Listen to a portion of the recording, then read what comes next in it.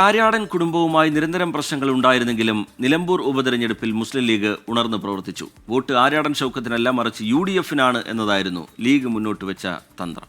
2026 മുന്നിൽ കണ്ട് ഭിന്നതകൾ മറന്ന് മുന്നണിക്ക് വോട്ട് ചെയ്യുക എന്ന ലീഗ് പ്രചാരണ തന്ത്രം നിലമ്പൂരിൽ വിജയിച്ചു.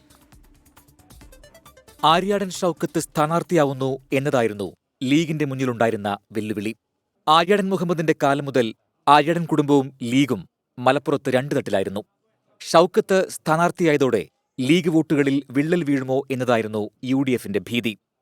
സ്വതന്ത്ര സ്ഥാനാർത്ഥിയായി PV അൻവറും രംഗത്തിറങ്ങിയതോടെ ആര്യാടൻ വിരുദ്ധ വോട്ടുകൾ അൻവറിലേക്കും പോകുമെന്നതും ആശങ്കയായി.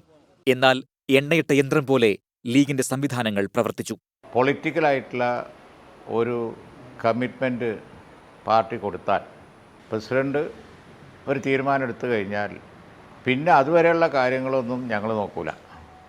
പിന്നെ മരിച്ച് ആ പാർട്ടി തീരുമാനം നടപ്പിലാക്കാൻ വേണ്ടി ഇറങ്ങുക എന്നുള്ളത് പാർട്ടിയുടെ ഒരു പ്രത്യേകതയാണ്. പഞ്ചായത്ത് അടിസ്ഥാനത്തിലും ബൂത്ത് അടിസ്ഥാനത്തിലും MLA-മാർ മുതൽ സംസ്ഥാന ഭാരവാഹികൾ വരെ ചുമതലക്കാരായി.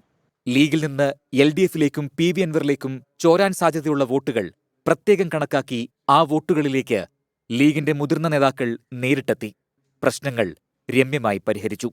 വഴിക്കടവിൽ UDF-ന് പ്രതീക്ഷിച്ച മുന്നേറ്റമുണ്ടാക്കാൻ കഴിഞ്ഞില്ലെങ്കിലും മൂത്തേടത്തും എടക്കരയിലും ഇടതുകോട്ടയായ നിലമ്പൂരിലും ലീഗ് വോട്ടുകൾ കൈപ്പത്തിക്ക് തന്നെ വീണു. വെൽഫെയർ പാർട്ടിയുടെ പിന്തുണയിൽ ഏറെ പഴികേൽക്കേണ്ടി വന്ന ലീഗ് പക്ഷേ ഫലത്തിലൂടെ കൃത്യമായ മറുപടി നൽകി. ജാതിമത അടിസ്ഥാനത്തിലൊന്നും കേരളത്തെ വിഭജിക്കാൻ കഴിയില്ല. അവർക്കൊക്കെ ഒരു പാഠാണ്. മതേതര കേരളത്തെ അണ്ടർ എസ്റ്റിമേറ്റ് ചെയ്യണ്ട എന്നാണ് നിലമ്പൂർ തെരഞ്ഞെടുപ്പ് കാണിക്കുന്നത്. പൊളിറ്റിക്കൽ പ്ലാനർ PK കുഞ്ഞാലിക്കുട്ടിയുടെ തിരഞ്ഞെടുപ്പ് മാനേജ്മെന്റ് ഒരിക്കൽ കൂടി പ്രകടമാക്കുന്നതായിരുന്നു നിലമ്പൂർ ഫലം. സമീർ ബിൻ കരീം, 24, മലപ്പുറം.